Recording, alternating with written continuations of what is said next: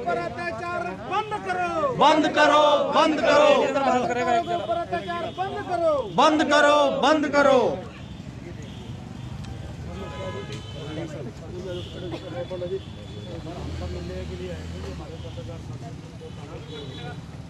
ये SHO साहब के पास काफ़ी दबाव होता है, कई मतलब और भी काम होता है, तो हम ये चाहते हैं कि उसकी एक जांच आप किसी भी स्टाफ आप बताइए किसको देना सर, जिसको हमें आप पे भरोसा है, जिसको भी आप कहोगे, हमें सारी पुलिस पे विश्वास है।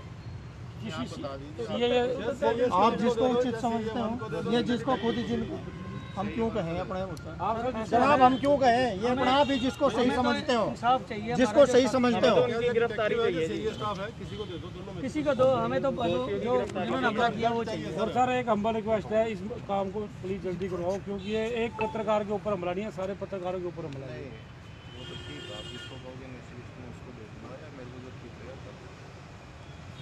के खिलाफ केस है ना, गाड़ी का ना, तो आप लोग को इन्फॉर्मेशन दोगे तो ही तो आगे। सर इन्फॉर्मेशन हम कहाँ से देंगे?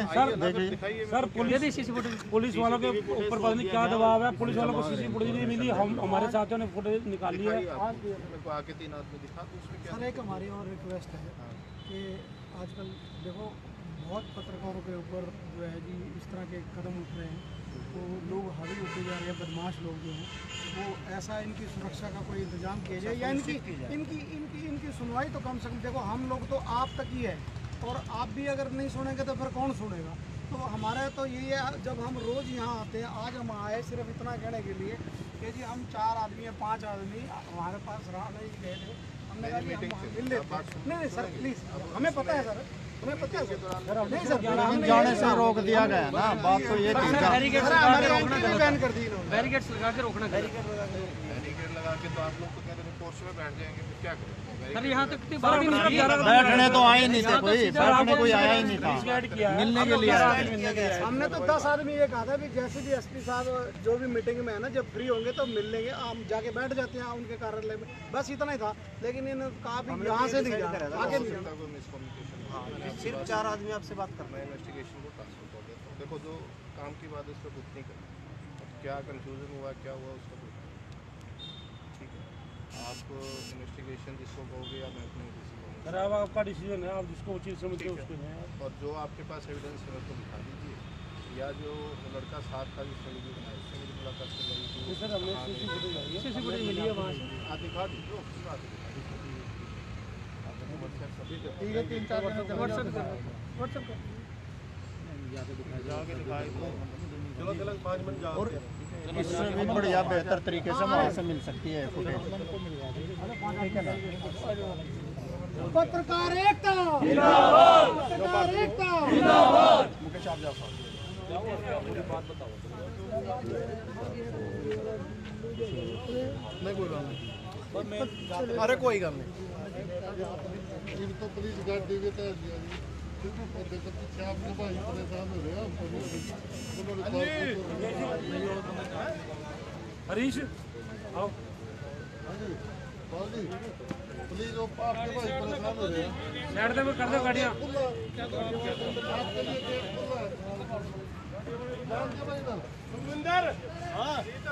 हाँ जी, गाड़ी पे साइड पे लगा, साइड पे है, साइड पे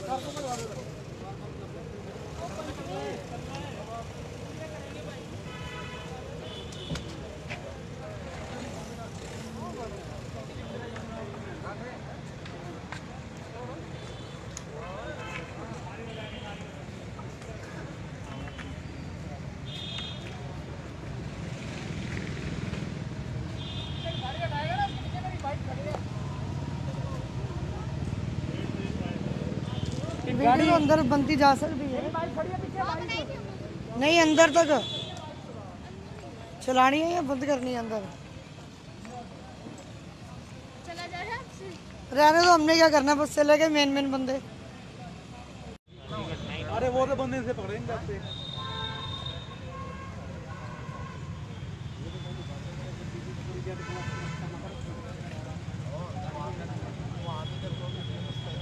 कोई ट्रैली भी नहीं है,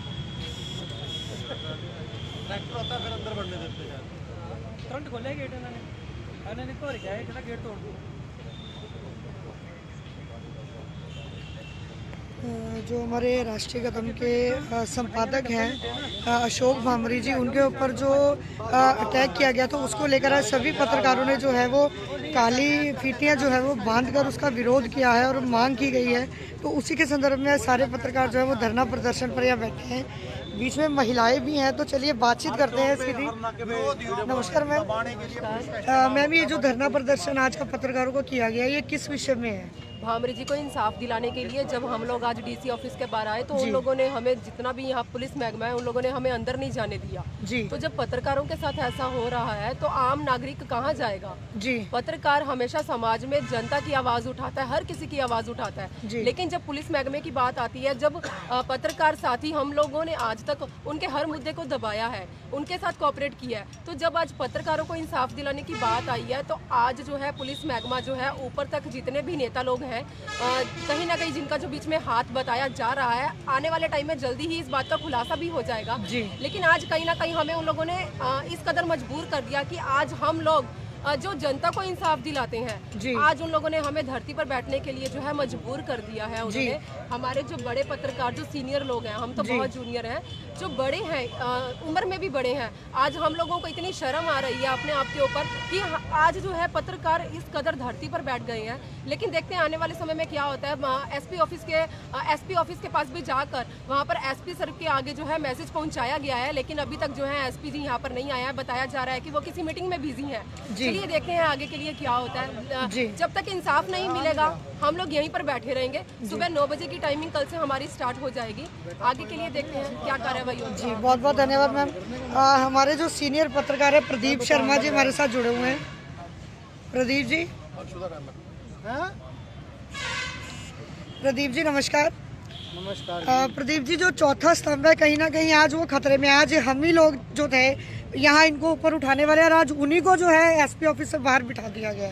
देखो, ये समय की विडंबना है कि पुलिस प्रशासन और ये कहना है इनका कि हम किसी दबाव में हैं या हमारे ऊपर जो आदेश है वो नहीं आए, तो इसका मतलब आला अधिकारियों के ऊपर कोई दबाव है कि लोकतंत्र के चौथे स्तंभ को दबाया जाए जी, और इसकी मांग को ऊपर उठने ना दिया जाए। जिस प्रकार हमारे एक साथी अशोक भामरे जी की टांगें तोड़ दी गई हैं और इसी प्रकार इनकी भी तोड़वा दी जाए। तो हमारा मानना ऐसा है कि जब हमें ही इंसाफ नहीं मिल रहा तो आम पब्लिक को कहां से इंसाफ मिलेगा, क्योंकि इस सरकार में जहां तक देखा जा रहा है पत्रकारों के ऊपर यमुनानगर में, प्रदेश में और पूरे देश में पर्चे दर्ज हो रहे हैं झूठे सच्चे। जो अपनी आवाज़ को उठाता है उसी को दबाने का प्रयास किया जाता है और उसके ऊपर मामले दर्ज करके उनको जेल की सलाखों के पीछे भेज दिया जाता है जी। और ये बड़े एक दुर्भाग्यपूर्ण बात है लोकतंत्र के लिए, क्योंकि लोकतंत्र में एक तरफ तो सरकार कहती है कि आप पूरी तरह से आज़ाद है अपनी आवाज़ उठाने के लिए और कोई भी किसी को जो है नुकसान नहीं होगा, हर आदमी सेफ है। लेकिन आपके सबके सामने है कि आप देख लो कि ये जो है किस प्रकार से आपके सामने अपनी मांग को, अपनी जायज़ बात को जो है अपील के लिए भी हमें धरती पर बैठना पड़ा। और यहाँ तक के जहाँ हम रोज़ कार्यालय में आकर के इन लोगों की जो है बातें जनता के बीच में पहुँचाते हैं, आज हमें ये अंदर नहीं जाने दे रही है। ये लोकतंत्र के चौथे स्तंभ का ये सम्मान कर रहे हैं। सर, सरबजीत बाबा जी हमारे साथ हैं। सर नमस्कार। सर, जिस प्रकार से पत्रकार जो है आवाज़ जमीन से लेकर आसमान तक आवाज़ को उठाता है, सर आज उसी पत्रकार को पुलिस की तरफ से चारों तरफ से जो है वो घेरा गया है, सर इसके बारे में क्या कहेंगे? मैं तो ये कहूँगा कि ये सरकार की नाकामी है। इसके अंदर कहीं ना कहीं डायरेक्ट या इनडायरेक्ट सरकार का हाथ है कि वो पत्रकारों के ऊपर झूठे मुकदमे बनाने के बाद भी अगर सरकार चुप है, पत्रकारों को मारपीट होती है, पत्रकारों से गुंडई होती है, उसके बाद भी सरकार चुप है, तो मैं ये कहता हूँ कि ये सरकार जो है ये पत्रकार विरोधी सरकार है। इसके अंदर अगर बात की जाए, आज बड़ौदा उपचुनाव हो रहा है, सरकार दावे कर रही है जीत के। मैं कहता हूँ अगर इसी तरह से जो हालात बनते जा रहे हैं तो क्या सरकार बड़ौदा चुनाव जीत पाएगी? मैं कहता हूँ बिल्कुल भी नहीं जीत पाएगी। ये सरकार जो है पत्रकार के विरोधी है, ये सरकार आम जनता के विरोधी है, क्योंकि आम जनता की समस्याओं को नहीं सुना जा रहा। आज किसान सड़कों पे था, आज अध्यापक सड़कों पे थे, और सबसे बड़ी बात क्या पत्रकार भी सड़कों के ऊपर उतर रहे हैं। इसके पीछे सिर्फ और सिर्फ सरकार की नाकामी कहूँगा, क्योंकि जो अधिकारी हैं जो ये अपनी मनमर्जी से कुछ नहीं कर सकते, कहीं ना कहीं सरकार का दबाव है, इसीलिए पत्रकारों की सुनवाई नहीं हो रही। पिछले 5 दिनों से भामरी जी जीवन और मृत्यु के बीच जूझ रहे हैं। आज तक उनके किसी भी मारपीट करने वाले, उन पे हमला करने वाले को आज तक पुलिस ने आइडेंटिफाई नहीं किया। अभी सिर्फ डंप उठाने की बात की जा रही है। पिछले 5 दिनों में पुलिस ने सिर्फ डंप उठाए हैं, अभी तक इनके पास रिपोर्ट भी नहीं आई कि उनके अंदर कौन कौन जो वहाँ लोग थे, वहाँ से कौन लोग वहाँ से निकले हैं। हालांकि पत्रकार जो है पुलिस को बैकअप दे रहे हैं कि वहाँ जाओ, वहाँ जाके आपको सीसी फुटेज मिलेगी, वहाँ जाओ वहाँ सीसी फुटेज मिलेगी। आखिर पुलिस क्या कर रही है यही नहीं समझ आ रहा। जी सरोजी जी, अगर आज नहीं कोई सुनवाई होती है तो उसके बाद अगला कदम क्या होगा? देखिए, इसके बाद हमारा ये है कि आज हम लोग सड़क जमीन पे बैठे हैं, आज धरती पे बैठे हैं सारे पत्रकार। कल सुबह 9 बजे सारे पत्रकार एक बार फिर डीसी ऑफिस में आएंगे, और ये तब तक चलता रहेगा जब तक भामरी जी को इंसाफ नहीं मिलेगा। इसी बीच में हम जो है हरियाणा के गृह मंत्री अनिल विज से भी मिलेंगे और मुख्यमंत्री से भी मिलेंगे, क्योंकि चाहे वो कुछ भी हो लेकिन सरकार है और कहीं ना कहीं सुनवाई जरूर करेंगे। जी बहुत बहुत धन्यवाद सर आपका। तो मैं दिखाना चाहूँगी कि काले बिल्ले जो है वो लगाकर जो है इन चीज़ों का विरोध किया गया है। हमारे साथ जो है अंशु मैम मौजूद है। मैम नमस्कार। मैम, मर्दों के साथ साथ महिलाएं जो है वो भी कंधे से कंधा मिलाकर चलती हैं, और आज मैं देख रही हूँ कि इस धरना प्रदर्शन में महिलाएं भी बढ़ चढ़ कर आगे आई हैं। ये बिल्कुल बहुत बड़ी विडंबना है कि आज पत्रकार ही अपने पत्रकार साथी के इंसाफ के लिए आज जिला सचिवालय के बाहर गेट पर बैठे हैं। उनको रोकने के लिए पुलिस ने बैरिकेड तक लगा दिए हैं।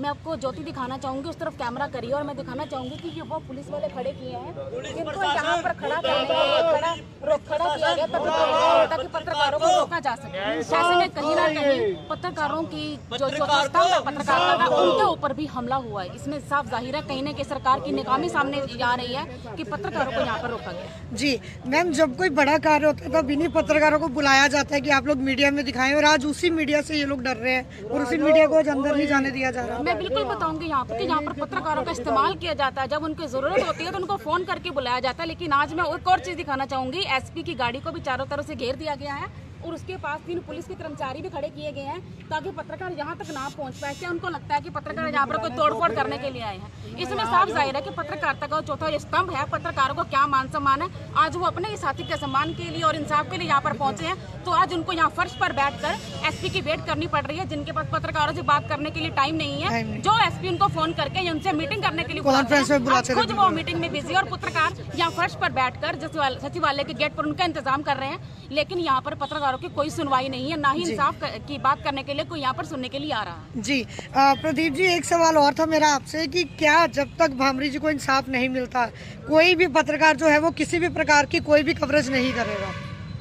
ऐसा हम पत्रकारों ने आज निर्णय लिया है कि हम प्रशासन के जो समाचार है वो तो लगाएंगे, लेकिन किसी भी अधिकारी का नाम प्रकाशित नहीं करेंगे, ये कौन कर रहा है, कैसे कर रहा है, क्यों कर रहा है। हाँ, इनकी खामियां जरूर उजागर करेंगे और नाम से करेंगे कि ये कहाँ तक कैसे कैसे इन लोगों ने भ्रष्टाचार फैला रखा है और भ्रष्टाचार को बढ़ावा दे रखा है। बिल्कुल, कहीं ना कहीं चौथा स्तंभ जो है इस समय पूरी तरह खतरे में आ चुका है सर। पूरी यमुनानगर के अंदर अगर मैं बात करूं, सामने है कि खतरे में तो यही है। अगर खतरे में है तो तभी तो यहाँ बैठा है जी। अगर खतरे में तभी हमारा एक साथी अस्पताल में बैठा हुआ पड़ा हुआ है जो अपनी टांगे तोड़वा के बैठा। क्यों? हमने जो है प्रशासनिक अधिकारी की पोल खोली, हमारे खिलाफ भी झूठे मामले दर्ज करवा दिए इन लोगों ने, क्योंकि हमने उसकी ऐसी पोल खोल दी कि उसने करोड़ों रुपए का घपला कर दिया और वो आज भी अपनी कुर्सी के ऊपर विराजमान है। ये देन किसकी है? ये सरकार की देन है कि आज भ्रष्टाचारियों को जो है कुर्सी के लिए विराजमान होना पड़ रहा है और जो सही व्यक्ति है वो जमीन पर बैठने को मजबूर हो रहे हैं। बहुत बहुत धन्यवाद सर आपका। तो मैं दिखाना चाहूँगी कि अलग अलग जो न्यूज़ चैनल्स हैं उन सबसे जो है जितने भी यहाँ पर पत्रकार मौजूद हैं, सभी पत्रकार जो है इस समय इस धरना प्रदर्शन में सहयोग दे रहे हैं और बताया जा रहा है कि अगर आज सुनवाई कुछ नहीं होती है तो कल सुबह 9 बजे से दोबारा से जो है रेगुलर ये धरना प्रदर्शन यहाँ पर चलेगा। मुकेश स्वामी जी हमारे साथ जुड़े हुए हैं राष्ट्रीय कदम से। मुकेश जी नमस्कार। नमस्कार जी। मुकेश जी, क्या बताना चाहेंगे इस सारे घटनाक्रम पे, क्योंकि इतना समय हो चुका है अभी तक भामरी जी को इंसाफ नहीं मिला? देखिए, एक बड़ी शर्म की बात है। आज पत्रकारों की एक मीटिंग हुई थी जिसमें पत्रकारों ने ये बात कही थी कि आज हम लोग जिस तरीके से ये सुस्त कार्रवाई चल रही है पुलिस की, उसमें तेजी लाने के लिए आज जिला पुलिस अधीक्षक को मिलेंगे ताकि इस कार्रवाई में तेजी लाई जा सके। उसी के लिए बड़े ही शांति प्रिय तरीके से 5-10 लोग एसपी को मिलने के लिए यहाँ पहुँचे थे, लेकिन पुलिस प्रशासन के द्वारा यहाँ बैरिकेडिंग करके पत्रकारों को रोक दिया गया है और किसी को आगे जाने नहीं दिया गया है। तो कहीं ना कहीं इस तरह की जो इनकी ये मंशा है, उससे कहीं ना कहीं साफ जाहिर होता है कि कहीं ना कहीं इस जिस तरीके से अशोक भामरे जी पर ये हमला हुआ है, इसमें कहीं ना कहीं शासन प्रशासन का हाथ है और इसमें जो भी कार्रवाई है उसमें कहीं ना कहीं कार्रवाई करने से जो पुलिस प्रशासन है वो हिचक रहा है, क्योंकि ढील बढ़ती जा रही है। 5 दिन हो चुके हैं, ढील बढ़ती जा रही है। देखिए अभी तक 5 दिन हो चुके हैं, लेकिन किसी भी तरह की कार्रवाई आगे नहीं बढ़ी अभी तक। तो ये कहीं ना कहीं एक बहुत ही निराशाजनक है। कहीं ना कहीं इस कार्रवाई से जो एक आम आदमी है वो कहीं ना कहीं बहुत भयभीत है और अपने आप को असुरक्षित महसूस कर रहा है, क्योंकि जिस तरीके से लोकतंत्र के चौथे स्तंभ के ही साथ आज न्याय नहीं मिल पा रहा, वो न्याय पाने के लिए यहाँ इस तरीके से यहाँ नीचे बैठे हुए हैं। तो एक आम आदमी क्या उम्मीद करेगा इस शासन प्रशासन से, क्या उम्मीद करेगा इस जिला यमुनानगर पुलिस से? तो ये बहुत ही शर्म की बात है। जी बहुत बहुत धन्यवाद। राकेश भारती जी हमारे साथ जुड़े हुए हैं। सर नमस्कार। सर आज कहीं ना कहीं एसपी ऑफिस में आके ऐसा लगा कि पुलिस प्रशासन जो है वो खुद ही पत्रकारों से डर रहा है, क्योंकि जिस प्रकार से बैरिकेडिंग कर दी गई है, एसपी की गाड़ी का घेराव कर दिया गया है, इसका मतलब पुलिस प्रशासन खुद डर रहा है हम पत्रकारों से। जी मैं बिल्कुल कहना चाहूँगा कि एक पत्रकारों का एक जो है आज सुबह बैठक हुई थी DPR ऑफिस में, उसमें यही फैसला लिया गया कि क्या किया जाए आगामी रणनीति। बाहर धरना देने की बात कुछ साथियों ने कही, कुछ साथियों ने अलग अलग सुझाव दिए, लेकिन ये सर्वसम्मति से पारित हुआ कि पत्रकारों का एक शिष्टमंडल 11 सदस्यीय पत्रकारों का शिष्टमंडल एसपी साहब से मिलेगा और कहेगा कि SHO पर कई दायित्व होते हैं, कई जिम्मेदारी होती है, इसकी जांच आप सर चले आप कंटिन्यू करें क्योंकि लाइव टेलीकास्ट है। उसकी जांच CA स्टाफ, CA2 कई एजेंसियां उनको दो जो निष्पक्ष इनकी टीमें होती है। लेकिन 11 सदस्यीय प्रतिनिधिमंडल जब एसपी साहब को यहाँ मिलने के लिए आया तो उन्हें यहाँ बाहर ही रोक दिया गया। जी बाहर रोक दिया गया। हम लोग वहाँ से जा चुके थे, पत्रकारों ने सूचित किया कि यहाँ पत्रकारों को रोक दिया गया है।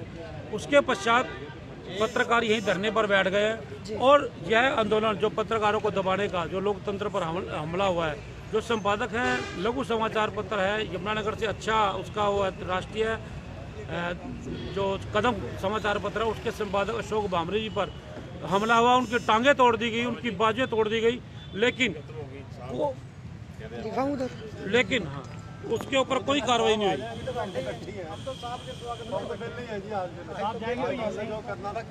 साहब जाएंगे तो यहीं से जाएंगे। बुला रहे हैं आपको।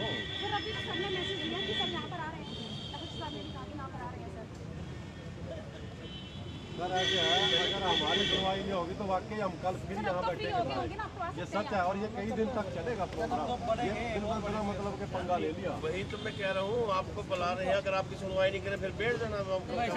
बुला एक बंदे को रहेंगे, 5 को बुला रहे होंगे, तो ये जितने बेचारे हैं ये भी तो साथ ही बैठे हैं ना। सारे बेचारे हैं, आप भी बेचारे, हम भी बेचारे। हम तो बेचारे हैं ही, वो आपने कर दिए इसीलिए बैठे। डिप्टी साहब आपका तो रिकॉर्ड है, लेकिन आपके जिस साथी ने रोका पत्रकारों को, अभद्र भाषा का व्यवहार किया, ऐसे बोलता है कोई किसी से। अच्छा आपको हमारे साथ भाईचारा है ना कि आ जाओ फिर बैठो हमारे बस ले बैठ के तो मुंह करो हमारे पास। बता क्या आप हमारे पास बैठो बताओ। कम से कम हमें ये तो रहेगा एक नारा मार दो, एक हमारे हक में नारा मार दो, भी सारे के सारे वापस। पत्रकारों को इंसाफ चाहिए जी। हम तो आपके भी समर्थन में उतरते हैं, सबके उसमें उतरते हैं। मैं आपसे रिक्वेस्ट करता हूँ, आप ये तो रोज का काम है, आज का नया काम थोड़ी है। आप रोज जा रहे हो, हर रोज मिल रहे हो, इतनी देर से मानने का आपसे रिक्वेस्ट यार, देखो मेरी बात, जो डेली मिलने वाले हैं, डेली मिलने वाले थे, फिर हमारी गाड़ी यहाँ रोकनी नहीं चाहिए थी, जबकि डेली जाते हैं हम तो। गाड़ी देखो मेरी बात, सर डेली तो मिलते हैं, चापलूस डेली मिलते हैं, फिर डेली हमारी गाड़ी यहाँ खड़ी होती है और आप कह रहे हैं कि मानेगा आज तो नए तो है नहीं, ये तो नए है, कभी मिले नहीं, इनको तो कभी मिले नहीं। आप लोगों को क्या कोई नहीं, फिर बैठ जाएंगे यार, कल फिर बैठ जाए, परसों बैठ जाए। हाँ जी बोलो।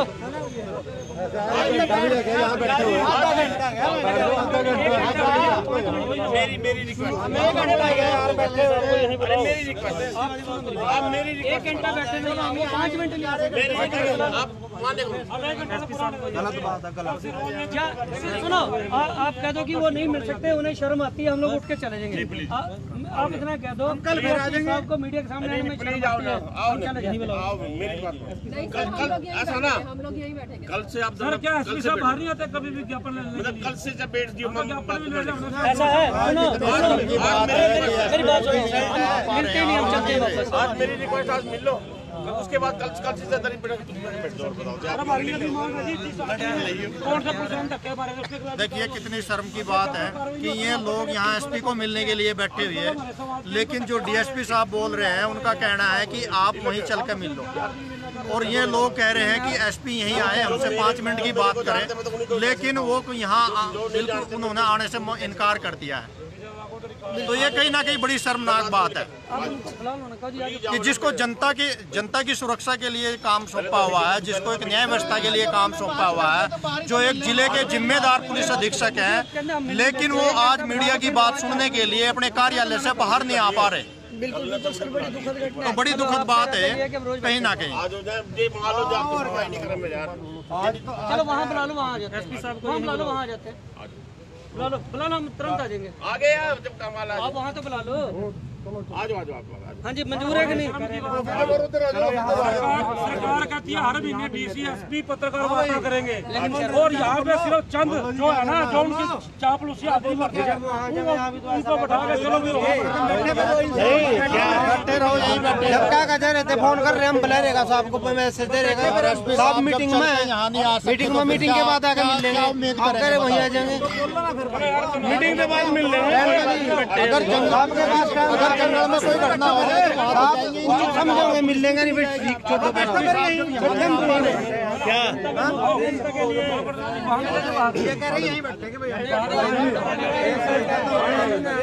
मैं बताना चाहूंगी कि कुछ पत्रकारों के अंदर जाने की परमिशन की वीडियो बना रहे हैं, कि कुछ चंद पत्रकार अंदर जाए। वीडियो बनानी है इनकी भी, इनकी वीडियो बनानी जरूर है। सुनो, आज को नई वीडियो आपके कलर रोज वीडियो बनवाई है, हमारी 500 बार बनाओ। अब हम इनकी 1 मिनट की वीडियो बनाएंगे, उसमें निकारा दिखाएंगे। मैं कहता हूँ आप एक केले की बनाओ, केले की, और कसम है शर्म आनी चाहिए। अगर आप लोग समझते हो कि भगत सिंह पैदा हो हमारे घर में ना पैदा हो, कब की वीडियो? अशफाकुल्लाह पैदा हो हमारे घर में ना हो, सुभाष चंद्र बोस पैदा हो हमारे घर में ना हो,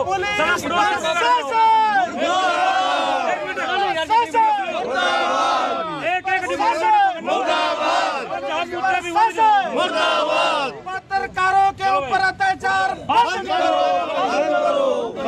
पत्रकारों के ऊपर अत्याचार बंद करो। एक अफसर के पीछे 6 आदमी लग जाओ बस। सर जहाँ पेशाब कर रहे हैं ना, यहाँ बाथरूम करने के लिए गया, दिखाओ टेलीकास्ट, और जोर से अखबार वाला जो खबरें पी रहे हैं वो दिखाओ।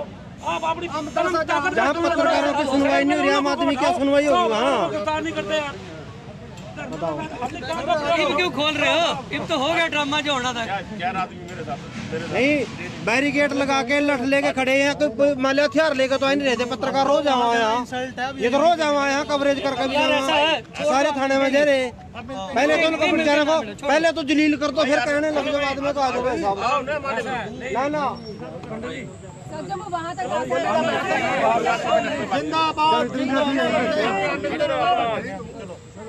आजो सड़क पे बैठने इन्होंने हट तो डर लगा, आजो बाहर बैठो, चलो। जी आपका बैरिकेड खाली कर दिया भाई, रोड भी जाम कर रहे, सड़क के किनारे से वहाँ से यही ठीक है, फिर तो यही ठीक है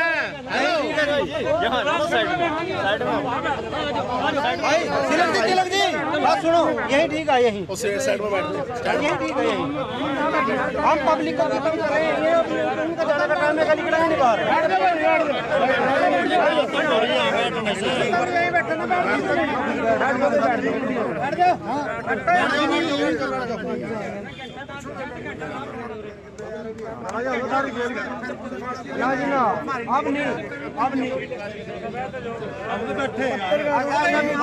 रोष है यहाँ पर, सारे पत्रकार जो है यहाँ पर मौके पर आ चुके हैं और आज यहाँ पूरी जिद है कि एसपी साहब आएंगे तो बाहर बैठो भाई, बैठो बैठो भाई, पुलिस एसपी वहाँ कैसे जाएगा जब यहाँ नहीं आ पाएगा? पुलिस प्रशासन मुर्दाबाद, पुलिस प्रशासन मुर्दाबाद। भाई रविंदर कट गया था तेरा, दोबारा चल रहा है, रोक दे थोड़ी देर, कोई बात कट गया था यो।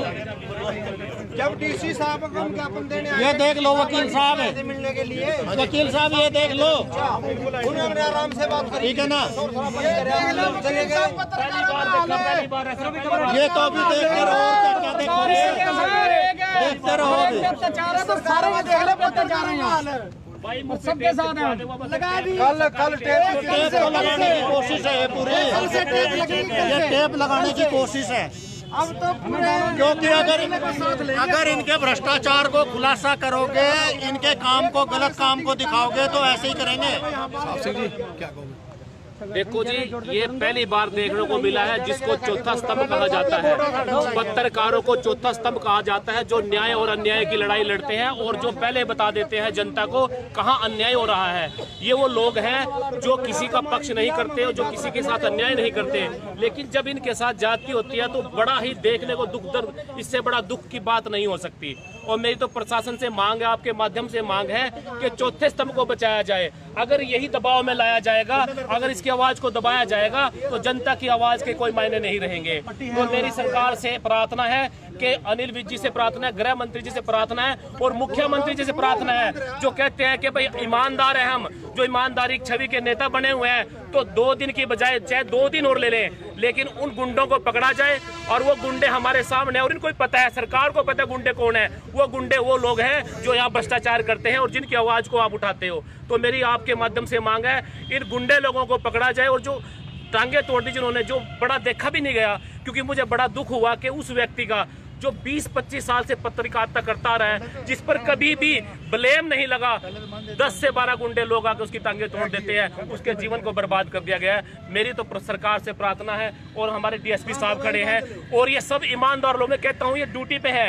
ये चाहे तो हरियाणा की सरकार कमजोर नहीं है, हरियाणा की सरकार 24 घंटे में उन गुंडों को पकड़ सकती है। तो मेरी प्रार्थना आपके माध्यम से, डीएसपी साहब आपके माध्यम से, इनके माध्यम से प्रार्थना है कि उन गुंडों को पकड़ा जाए और दूध का दूध पानी का पानी हो। क्योंकि आम लोगों को रोता हुआ देखा मैंने और गरीबों को न्याय मांगते हुए देखा, पहली बार पत्रकारों को न्याय मांगते हुए देखा।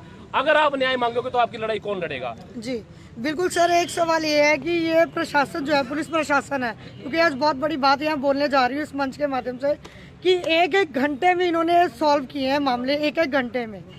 चाहे कोई भी मामला हो, 1 घंटे में मामला सॉल्व हुआ है, पर आज पत्रकार का मामला 5 दिन हो गए सर, क्यों नहीं सॉल्व हुआ? बस देखिए, अगर ऐसी बातें आएगी तो सरकार की तरफ भी उंगली उठती है, आखिर करना क्यों नहीं चाहती? क्योंकि आजकल इतनी टेक्निक इतनी हाई हो चुकी है कि सरकार चाहे पुलिस चाहे 24 घंटे उनको पकड़ सकती है। तो मेरी तो बार बार वही प्रार्थना है कि हम प्रार्थना करते हैं, हम अधिकारियों से प्रार्थना करते हैं, क्योंकि आपकी ड्यूटी तो गुंडों को पकड़ने के लिए लगी हुई है, उन गुंडों को पकड़ा जाए।